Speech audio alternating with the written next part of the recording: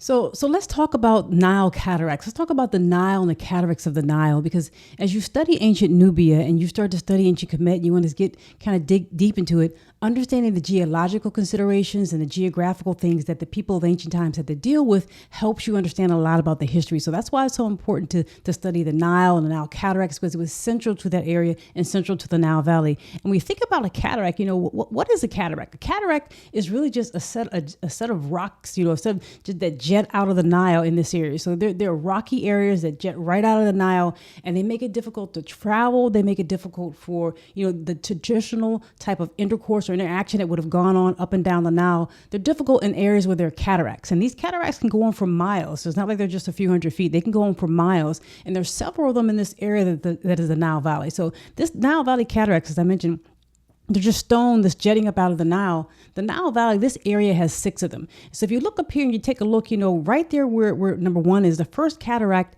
that was traditionally the southern border of ancient Kemet. So when you think about Kemet in ancient times, its southern border was right there, just above that first cataract of the Nile. And if you went up that first cataract and you went all the way to the Mediterranean Sea, you're not experiencing any real cataracts. You're able to kind of flow freely from that area, which is now Aswan, from that area just above the first cataract. You're able to kind of flow freely all the way up to the Mediterranean Sea. So you have uninhibited and unhampered travel, if you will, and transfers that can take place up and down the Nile.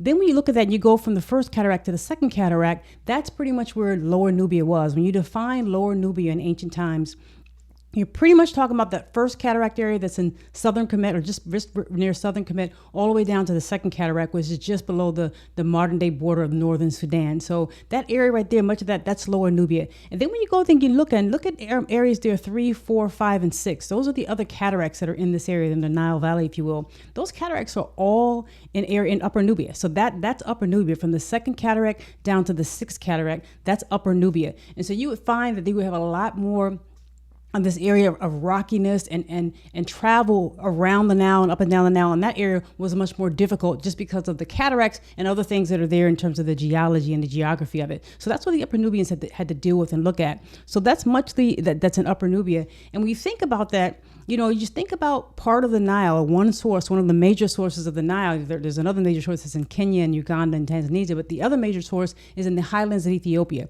So if you're coming from that highlands of Ethiopia, where you have mountainous area, and at times they have monsoon rains that affect the flow of the Nile and help to flood the Nile, but that mountainous area is going to give way to rockiness and rocks as you travel up and down the Nile. So as you go from south, a more rocky area, and you go all the way up north, you have less of the cataracts, less of a hampering, if you will, in terms of your travel. So you might expect that when you think about the highlands of Ethiopia and where the Nile is coming from, one of its major sources of water for the Nile.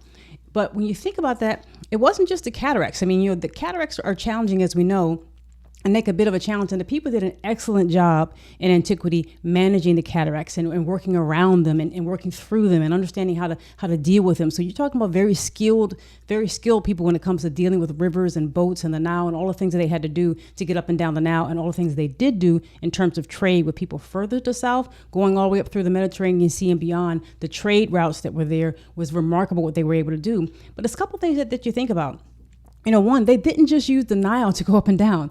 Sometimes things were important to do, and they didn't always use the Nile. There were oasis roads. There were other roads that they were able to take, that they developed and were able to take, that were around the Nile. So you might go somewhat east and west of the Nile, on the west bank of the Nile, there may be oasis roads that you could take you around some of the parts of the Nile and to get you down to Lower Nubia or Upper Nubia if you needed to go there. So the oasis roads were very important. They use other routes, other alternative routes, not just the Nile itself, because, the Sahara was a grassland, as we talked about before. And as it dried out, there were some basins and there were other things that were left that people were able still to use and to salvage. And the important part here also is it isn't just the Nubians and the Kemetic people. There are other people here. There are other people who live west of the Nile, as I mentioned here, in the desert and north, other people who live farther south, or other people who live to the east in the Horn of Africa, and obviously very far south in Africa. There are other people here. It isn't just the Kemetic people. It isn't just Kemet and the people of Nubia. There are other people here who are also trading and interacting with this. You just found the major source of trade and a major source of gathering of people is right there along the Nile. And that's why we talk about it so much, because so much was done along the Nile, as you might expect. Another thing that's important to think about in terms of the Nile is the flooding. So when you think about where it's coming from, the highlands of Ethiopia, and the massive amounts of water that's coming when it's monsoon and the raining season, in antiquity, somewhere about maybe 80%, a large percentage of the water that was feeding the Nile of the Nile Valley was coming from the highlands of Ethiopia. And it caused flooding. And this annual flooding took place usually between July and October in Kemet. So it would start earlier. Obviously, the farther south you got, the closer you got to the source of the water, the closer you got to the source of that massive amount of water, the flooding would start a little bit earlier. So the farther south, the flooding started a little bit earlier, and it would kind of move its way up, as you might imagine, in a rolling fashion, all the way up through the Mediterranean Sea. So this annual flooding would bring, silt rich silt that you could use to plant agriculture goods in, and to plant food that was life-saving for you. It also meant that the waters were higher during certain times of the year.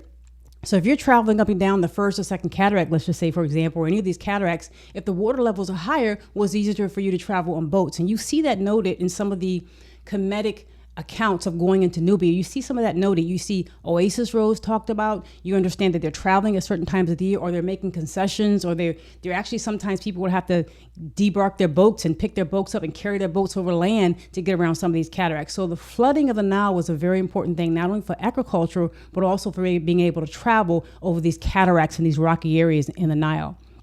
So another thing I want to think about, when I think about Kemet, and I think about Nubia, I think about a land of stones. It's a land of stones. When you think about all that these people did, all the amazing things, the amazing people here, and what they did with stones, I'm talking about basalt or limestone or sandstone or granite, or all kinds of stones that they use. Whether you're looking at these pyramids here in Merowe, where you have all kinds of stones that are jetting out of the ground there, or this beautiful depiction here, and these are two of Akhenaten's daughters. These are two daughters of Akhenaten, two princesses in the New Kingdom during Akhenaten's reign. They were his children. You can see the beautiful limestone work. This is a piece of limestone that the artist used, the creator used, and you can see the detail in their hair and the detail in their faces. And this is an older sister and a younger sister in a very casual and familial embraced and interaction with one another. It's a very important scene that you're showing right here between two sisters. But this is all done on limestone. So this is a land of stones. They talked and they spoke and they communicated to people through stone, and been able to communicate to us through thousands of years later in terms of all they've done. So I just wanted to share that as we think about the cataracts in the Nile and this being a land of stone, and what that means to the people of ancient Kemet and Nubia as they traveled up and down the Nile during times of antiquity. Wanted to share that with you.